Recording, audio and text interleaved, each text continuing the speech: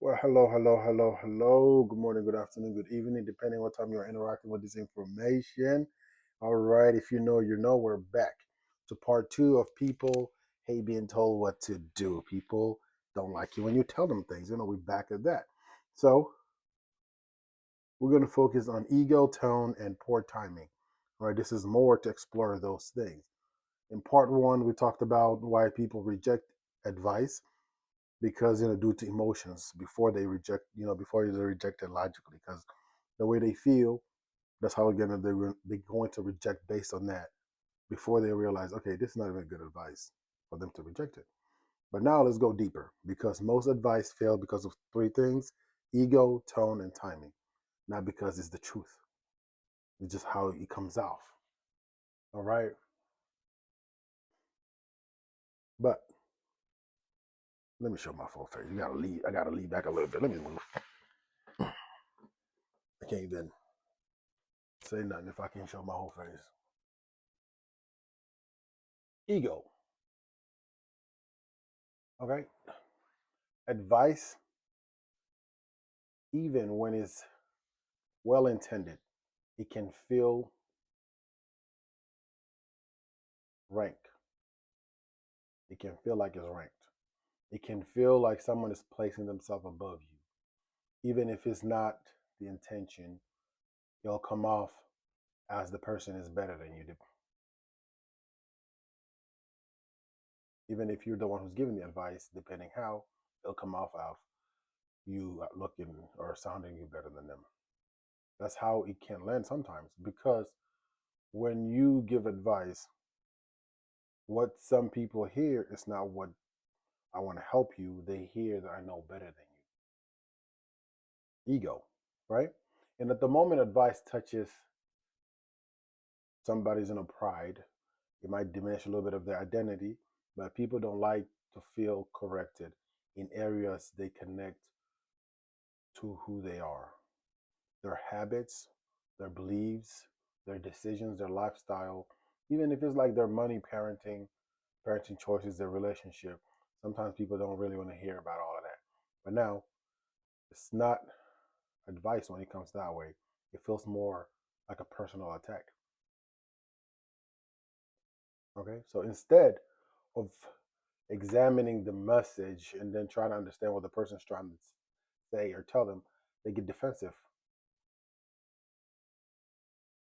And that's why you'll see people reject something useful because of how it makes them feel about themselves in that moment. Okay, their ego turns guidance into threat, and when the words are calm, even when the words are calm, okay, sometimes people ego get in the way before they even understand what you're trying to say. And for the most part, you could say all you're saying. You could say it don't matter what you say. Your tone of voice matters. The way you say things matters, not just because the information you feel is useful. Because the tone also matters. Yeah, I feel like the tone is like one of the biggest ones out of the three. Because nobody really talks about the way you say things. Two people can say the same exact sentence and get two complete different reactions just because of the tone, not the vocabulary, not the words, not how long or how short everything is, just the tone alone. And we don't talk about that enough. Okay? And people don't hear your words first, they hear your attitude. The way you say things, that's what they hear. Because two people could cuss out one person, and one of them they will laugh with, and the other one will be angry with. Tone.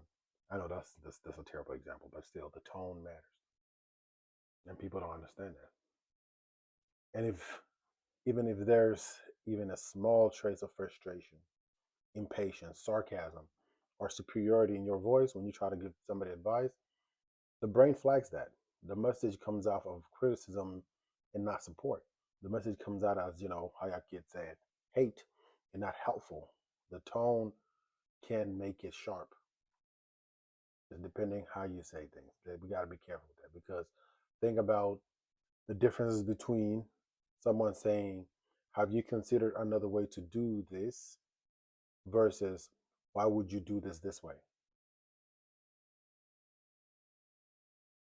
Or, have you considered another way to do that? Or why would you do it like that? Same idea, different emotion impact. Same, different emotional impact, right? The delivery carries emotional weight. Accuracy alone is not enough. The message could be correct, but the way you say it could be wrong. It could get rejected faster than you even try to finish off what you're trying to say. Delivery matters, and you got to deliver with respect. Thirdly, you could perfect your tone. Okay, you could say it in a way that it doesn't, hit somebody's ego. All of that, but the timing also comes into hand. Because if I'm fumed up right now, you cannot just come and tell me things, especially when I don't want to hear it. Okay, you can't just do that. Timing might be the most ignored factor when giving advice because people try to give information, correction, in the middle of emotions, right? That's a fancier way to say it, a little more mature way to say it. Okay, people try to give advice in the middle of emotional reactions. You can't do that, and most of the time too, doesn't really work. When someone is upset, embarrassed, angry, stressed out, or even defensive, their brain is not really in a learning mode. They're in defense mode, fight or flight. Is it in protection mode? You cannot. Because giving advice during that, it will just add to the pressure, not help. Timing.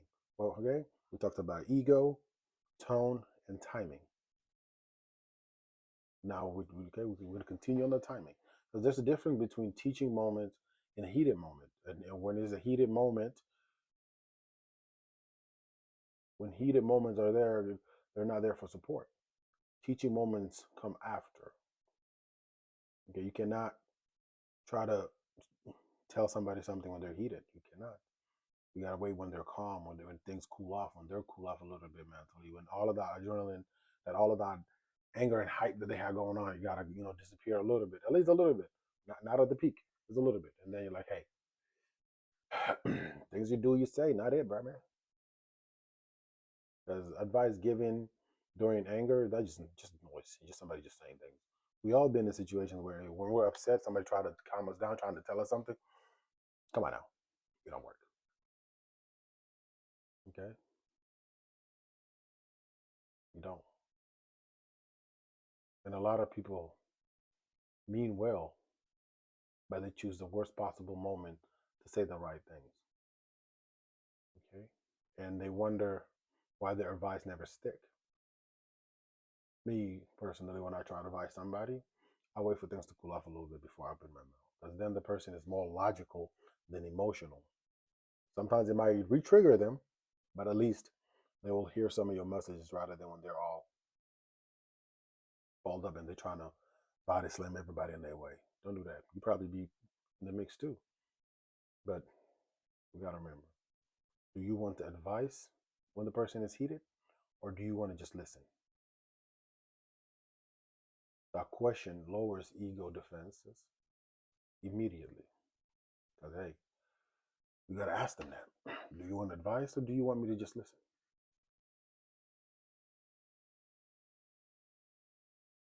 That question alone will calm somebody down a couple of notches. Not all the way, but a couple of notches. And it gives the other person control. It shows, you respect them instead of just trying to lecture them. It shows that you are there to support. And it makes them feel respected. They become more open. Because at the end of the day, a good advice is not just about being correct or saying the right words. It's about, if the person is being receivable, if the person is receiving the information. The truth delivered wrong can get rejected all the time, even when it's right. Ego, tone, timing. These three decide whether advice gets heard or blocked. All right? I'll repeat it again. Ego, tone, timing. These three decide whether advice gets heard or blocked. So, and that's for part two of this adventure of people hate being told what to do.